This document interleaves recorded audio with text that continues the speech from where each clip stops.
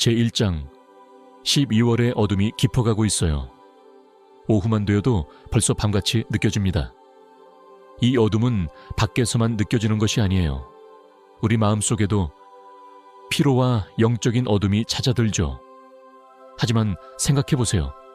이렇게 어둠이 짙어간다는 것은 혹시 빛이 우리가 생각하는 것보다 훨씬 가까이 와 있다는 뜻은 아닐까요? 오늘은 12월 13일 성녀 루치아 동정 순교자 기념일입니다. 루치아, 이 이름의 뜻이 바로 빛이에요. 3세기 시칠리아의 이 젊은 순교자는 신앙을 포기하느니 차라리 죽음을 택했습니다. 그녀의 축일이 겨울 지평선 근처에 오는 것도 우연이 아니죠. 가장 깊은 어둠 속에서 빛을 기념하는 것, 이것이 바로 대림절의 의미입니다.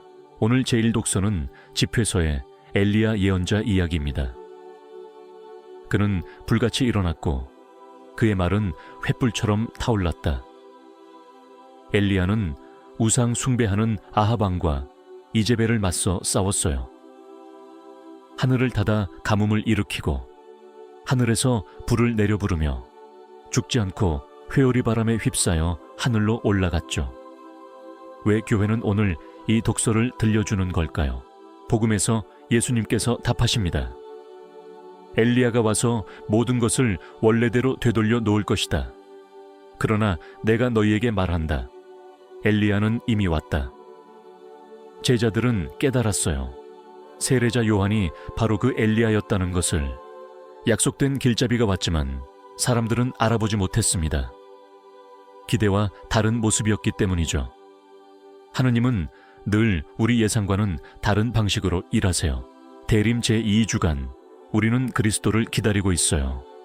엘리야처럼, 요한처럼, 성녀 루치아처럼 우리도 길을 준비하는 사람들입니다.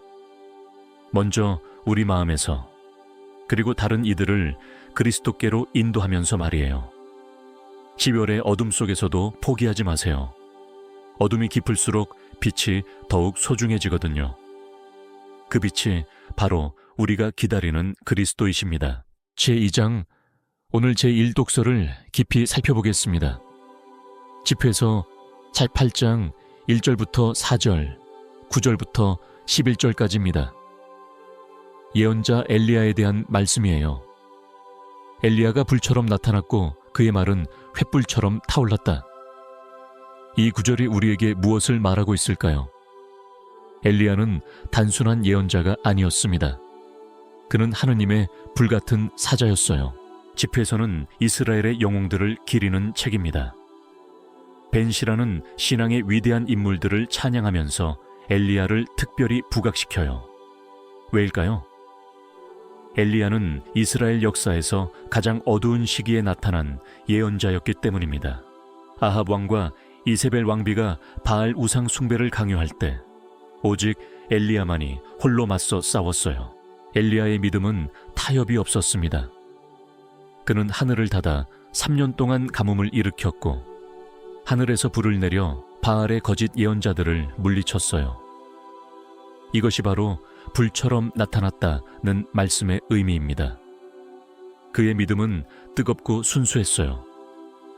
세상의 타협과 유혹 앞에서 결코 굴복하지 않는 불같은 신앙이었습니다. 집회서는 엘리야가 주님의 날이 오기 전에 진노를 그치게 하고 아버지들의 마음을 자식들에게 돌이키도록 정해졌다고 말해요. 이는 말라키 예언서의 약속을 인용한 것입니다. 엘리야는 메시아를 위해 길을 준비하는 예언자의 전형이에요. 실제로 예수님께서는 세례자 요한을 이 엘리야라고 말씀하셨습니다. 이 말씀이 대림 시기에 우리에게 주어진 이유를 생각해 보세요.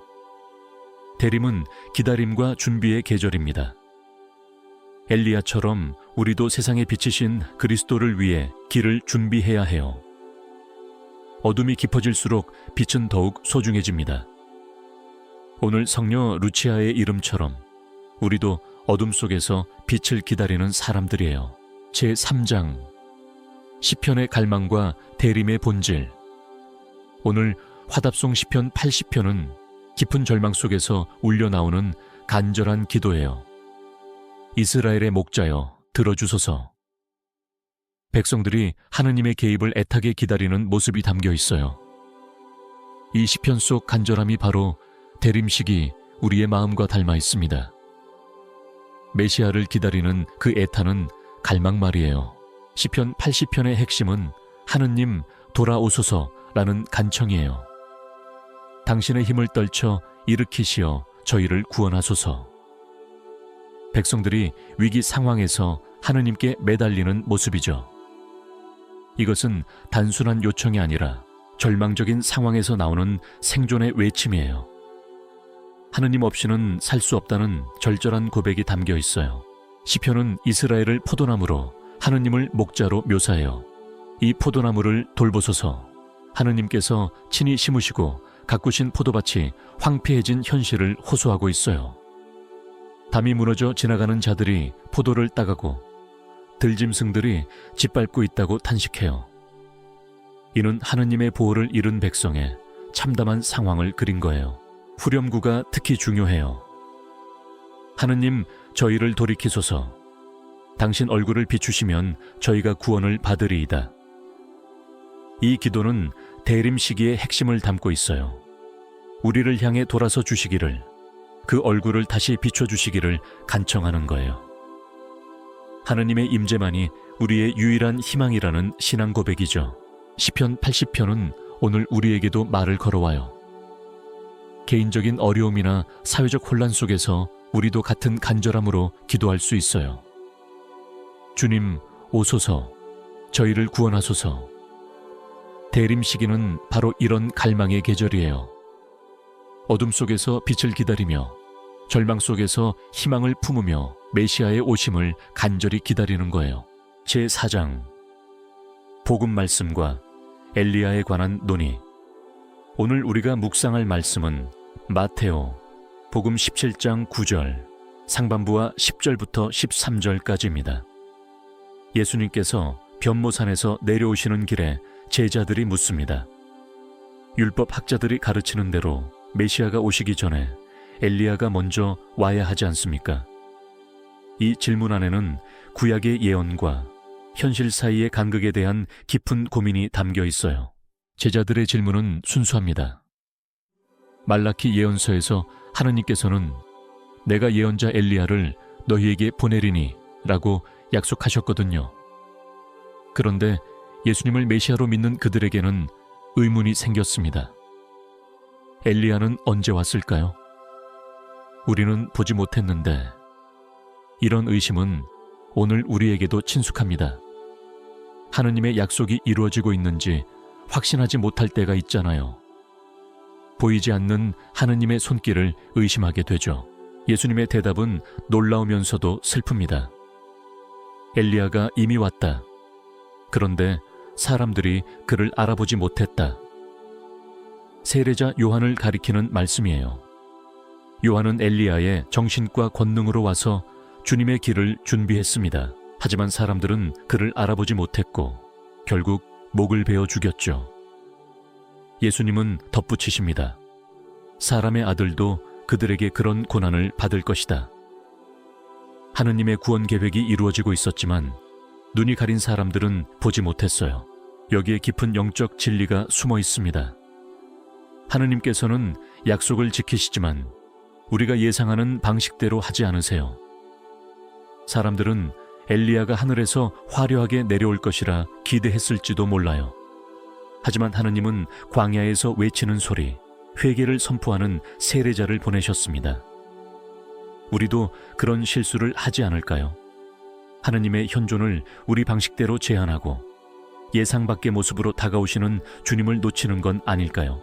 이 말씀이 오늘 우리에게 던지는 질문은 분명합니다. 우리 삶에서 하느님께서 보내시는 엘리야들을 알아보고 있을까요? 평범한 이웃의 선한 말 한마디, 예상치 못한 상황을 통한 하느님의 인도하심, 고난 중에도 드러나는 하느님의 사랑, 이런 것들을 놓치고 있지는 않을까요? 대림 시기인 지금 우리 마음의 눈을 열어달라고 기도해야겠어요. 하느님의 오심을 알아볼 수 있도록 말이에요. 제5장 현 시대와 만나는 하느님 말씀. 오늘 독서들이 우리 시대에 어떤 메시지를 전하는지 살펴보겠어요. 엘리야 예언자와 성녀 루치아의 증언이 2024년을 사는 우리에게 던지는 도전이 있어요. 상업적 활동들이 대림절의 본질적 메시지를 희석시키고 있는 현실. 타협의 시대에 진리를 위해 서는 것이 얼마나 어려운지. 하지만 바로 이런 때일수록 말씀은 더욱 절실하게 우리를 부르고 있습니다. 12월 거리를 보세요. 화려한 장식들과 쇼핑 광고들이 대림절의 참된 의미를 가리고 있어요. 기다림의 거룩한 시간이 소비의 계절로 바뀌었습니다. 하지만 시라서는 엘리야를 불과 같이 나타난 예언자라고 전해요. 그는 아합 왕과 이세벨의 우상 숭배를 맞서 싸웠습니다. 오늘날 물질주의라는 우상 앞에서 우리는 어떤 모습인가요? 편안함을 택할 것인가? 아니면 불편한 진리를 택할 것인가요? 타협의 시대입니다. 모든 것이 상대적이라 말하고 절대적 진리는 고리타분하다고 여겨져요. 하지만 예수님은 제자들에게 분명히 말씀하셨어요. 엘리야가 이미 왔지만 사람들이 그를 알아보지 못했다. 세례자 요한처럼 시대를 거슬러 외치는 목소리가 되기는 쉽지 않습니다. 인기 없는 진리를 말하고 편안한 거짓보다 불편한 사실을 택하는 것. 이것이 오늘날 예언자적 증언의 모습이에요. 엘리야는 사람들의 마음을 하느님께로 돌려놓는 사명을 받았어요. 오늘날 우리도 같은 부르심을 받았습니다. 가족 안에서, 직장에서, 학교에서 사람들을 그리스도께로 이끄는 것이에요. 이는 설교나 논쟁이 아니라 삶의 증언을 통해서입니다. 경쟁 사회 속에서도 사랑을 선택하고 성공보다 사람을 우선하고 물질보다 가치를 중시하는 모습으로요.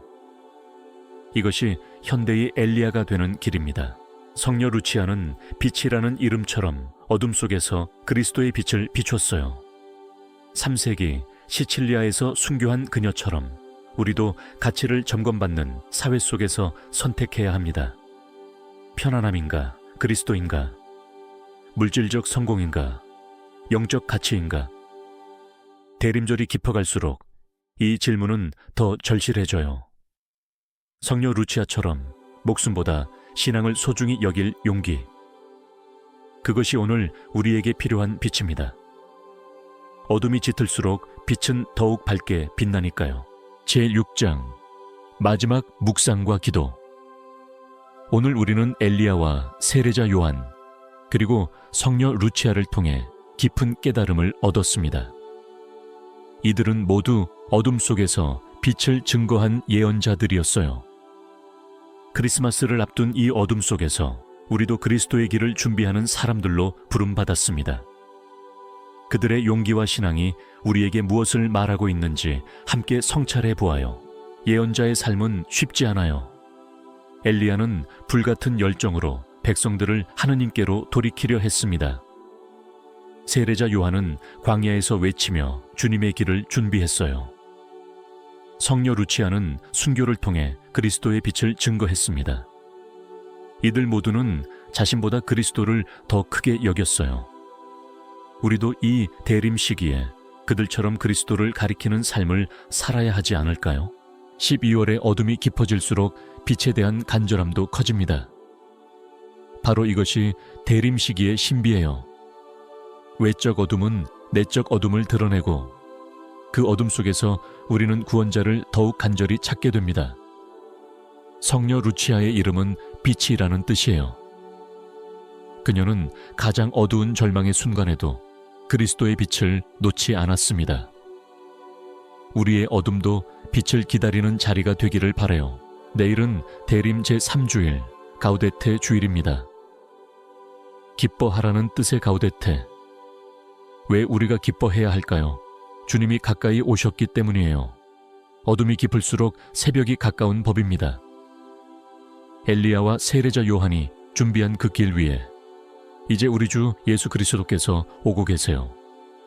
우리의 기다림이 헛되지 않았음을 알게 되는 순간입니다. 참된 기쁨이 무엇인지 깨닫게 되어요. 함께 기도해요. 주 예수님, 세상의 빛이신 분, 저희 어둠 속에 빛을 비춰주세요. 엘리야와 세례자 요한, 성녀 루치아처럼 당신의 길을 준비하고 다른 이들을 당신께로 이끄는 용기를 주세요. 저희 안에 상처받고 어두워진 모든 것을 회복시켜 주시고 당신의 오심을 맞을 준비를 갖추게 해주세요. 세상의 빛이신 주님의 이름으로 기도드립니다. 아멘.